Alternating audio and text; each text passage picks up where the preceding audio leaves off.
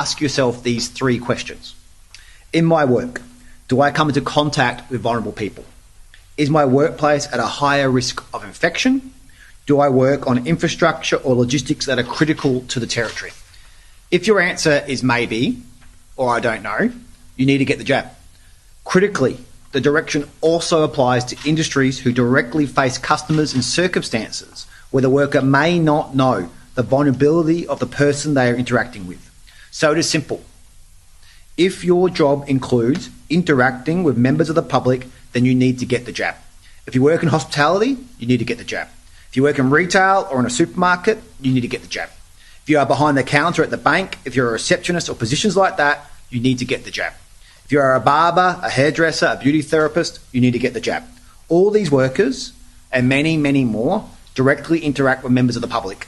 That means you are frontline workers in our economy. That means you must be vaccinated. Of course, there can be exemptions, but these are extremely narrow and must be backed up with medical evidence. Simply not wanting the vaccine is not a reason. Today, we are also announcing the date from which this mandate comes into effect. From Saturday, the 13th of November, if you have not received at least your first dose of a vaccine, you will not be permitted to attend your workplace in that role, and a failure to comply with the direction is a $5,000 fine.